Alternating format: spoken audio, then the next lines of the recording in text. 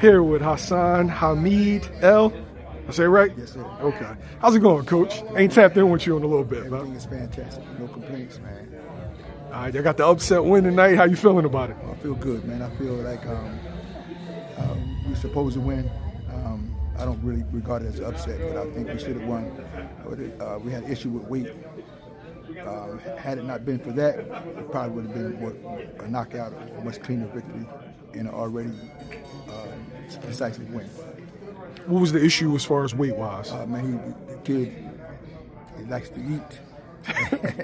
And he had came, over the years, he had ballooned up to 200 and something. He took this fight without consulting anybody, just for the opportunity to turn pro. He was about $198 about 2 months ago. So as late as this week, we were around 185. So he's had a lot of weight to lose in a short period of time. I'm surprised that he had anything in it all. And I try to put like the fluids, the B12, the good vegetables, carbohydrates to try to get some legs and stuff. Still wasn't sharp, but he's a natural fighter. He has grit in him, so he was able to pull the fight off with the grit. Let's talk about that, because a lot of times when fans think that it might be drugs, it might be partying, it might be girls that impede fighters. But what I found in my 6 years of being in this business, food.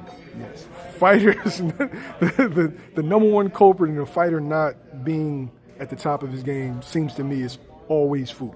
Diet. Definitely, I agree with you. Definitely diet, and it's a part of the discipline and the planning process, which you don't necessarily need to hire a nutritionist. Any good coach can tell you the basics of what to eat. You just got to follow what the plan is. I mean, most of the time, people listen to their body, meaning their stomach, rather than listening to their head. Yeah, and so your stomach's will always tell you more water, more food, more drink, more eat, more things to eat. And instead of listening to eventually that's going to subside. And eventually you're going to be able to conquer it if you stay true to the game. But it's not conducive to winning and being successful in the long run. You've seen it happen with guys like Tony Tubbs and Buster Douglas and people like that ate themselves out of real paydays and real contention to be great fighters. We've been seeing like top level fighters, A-list fighters, missed weight. And it seems like it comes back to it.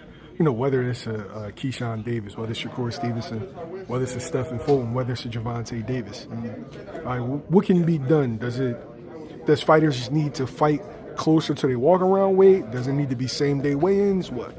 Well, I grew up on same-day weigh-ins. There was a lot of medical studies with regards to being dehydrated on the same day and fighting. But I'm not sure which one is better. What I do know is that if a kid has an issue with weight, it didn't just start the day. It didn't just start the day that he weighed in at the fight and was overweight.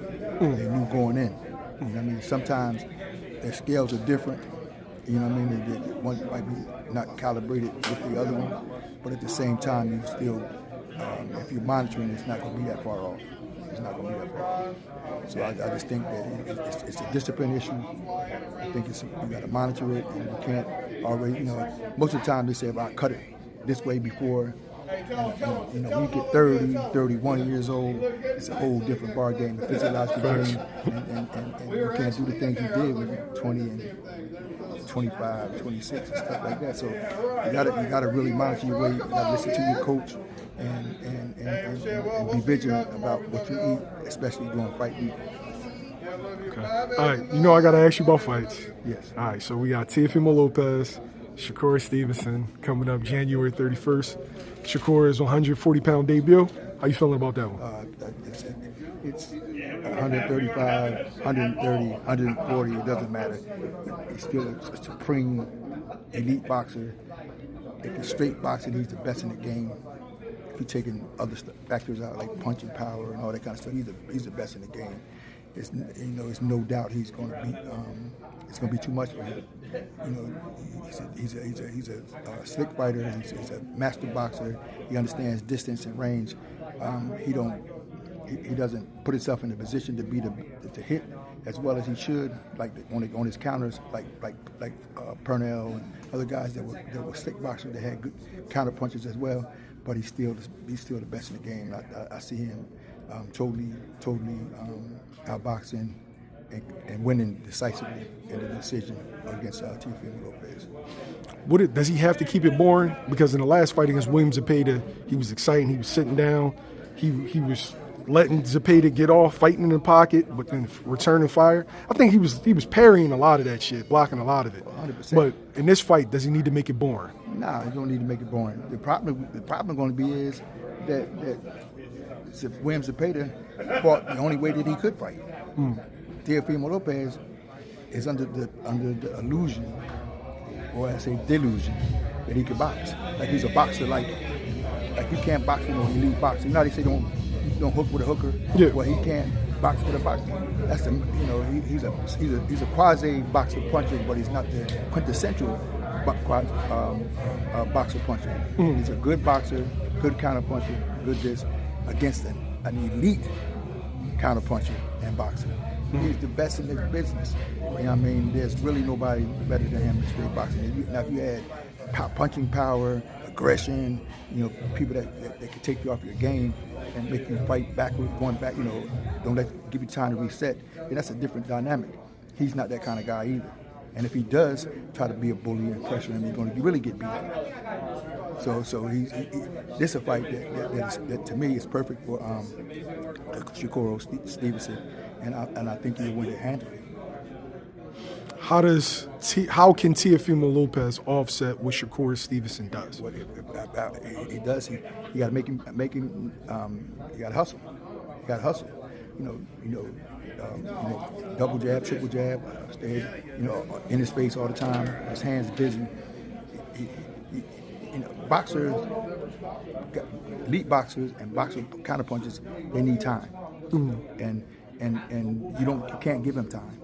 You got to be high pressure, high output, angles, busy all the time. You just can't beat it. When you see the guys that lost throughout the years to the boxers that they didn't get a chance to. When Duran beat Leonard, they didn't give him a chance to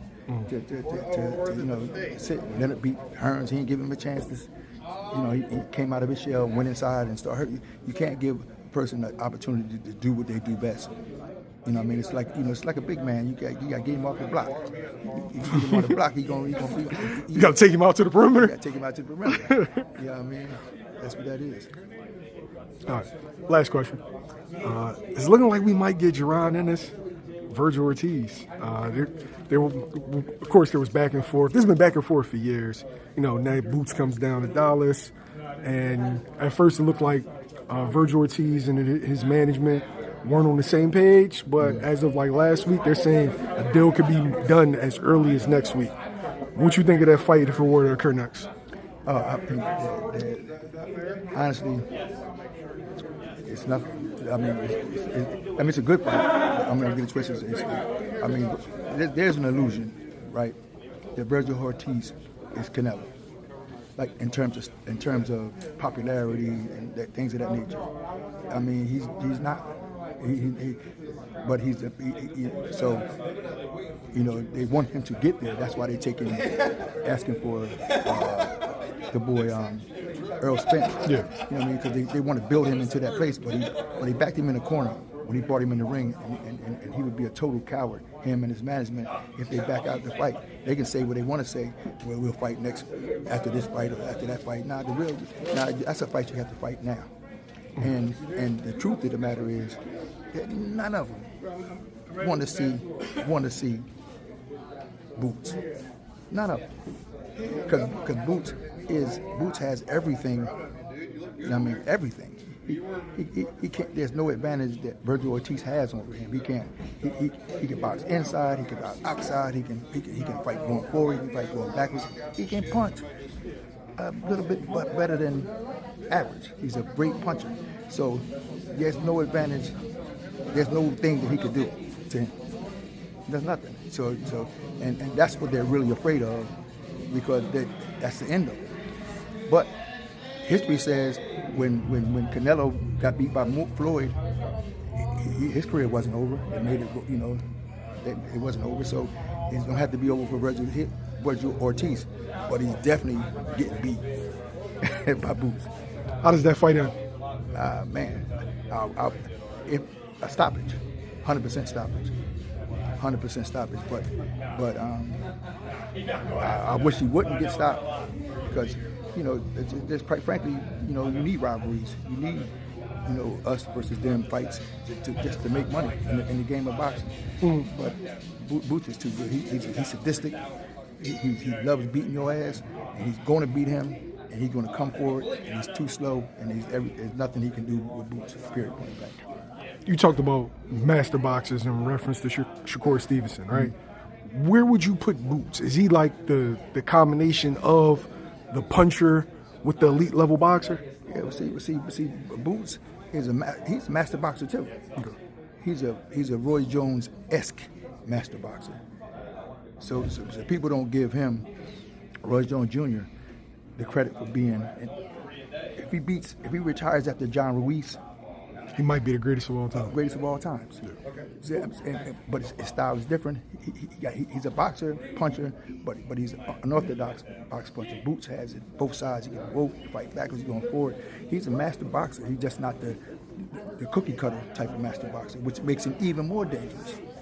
You know what I mean? Because basically, catch the jab, left and right. He can do it all. He can come up and down, switch on you. He's a master boxer.